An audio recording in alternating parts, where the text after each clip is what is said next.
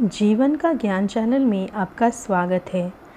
आज की कहानी एक ऐसे बालक की है जिसके कठोर तपस्या के कारण भगवान को भी उसको दर्शन देने को आना पड़ा। चलो तो हम इस कहानी की शुरुआत करते हैं। एक बाल ग्वाल रोज़ाना अपनी गायों को जंगल में नदी किनारे चराने के लिए ले जाया करता था। जंगल में वह नित्य प्रतिदिन एक संत को योगिक क्रियाकलाप करता देखता था। संत आँखें और नाक बंद कर कुछ योगिक क्रियाएं करते थे।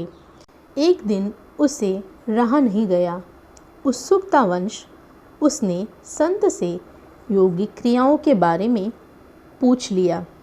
बाल ग्वाल से सवाल पर संत ने जवाब दिया कि वह इस तरह से भगवान से साक्षात्कार करते हैं। संत के प्रस्थान करने के बाद ग्वाला भी योगिक क्रियाओं को दोहराने लगा और इस बात का संकल्प ले लिया कि वह आज भगवान के दर्शन साक्षात करके ही रहेगा। ग्वाले ने अपनी दोनों आंखें बंद कर ली और नाक को जोर से दबा लिया। श्वास प्रवाह बंद होने से उसके प्राण निकलने की नौबत आ गई। उधर कैलाश पर्वत पर महादेव का आसन डोलने लगा। शिव ने देखा कि एक बाल ग्वाल उनसे साक्षात्कार करने के लिए कठोर तप कर रहा है।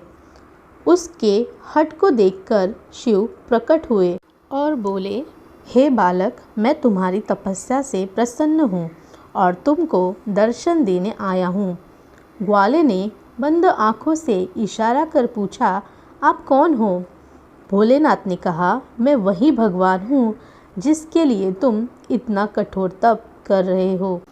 ग्वाले ने आंखें खोली और सबसे पहले एक रस्सी लेकर आया। क्योंकि उसने कभी भगवान को देखा नहीं था, इसलिए उसके सामने पहचान का संकट खड़ा हो गया।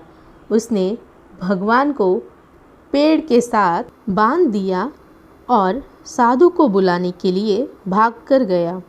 संत तुरंत उसकी बातों पर यकीन करते दौड़े हुए आए, लेकिन संत को कहीं भी भगवान दिख नहीं रहे थे।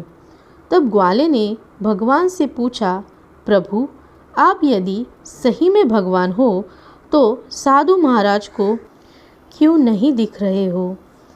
तब भगवान ने कहा, जो भक्त छल कपट रहित सच्चे मन से मुझे याद करता है, मैं उसको दर्शन देने के लिए दौड़ा चला आता हूँ।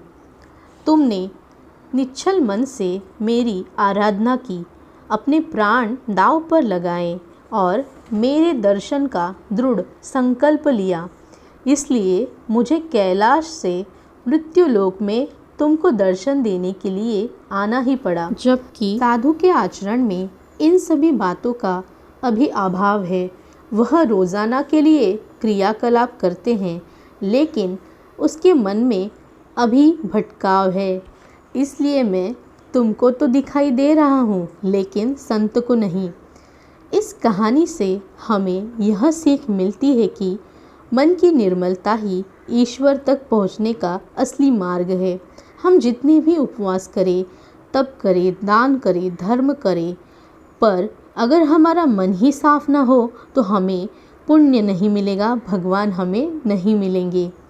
ये कहानी आपको कैसी लगी कमेंट्स में ज़रूर बताइएगा। इस कहानी को लाइक करें तथा मेरे चैनल को सब्सक्राइब करना ना भूलें। धन्यवाद।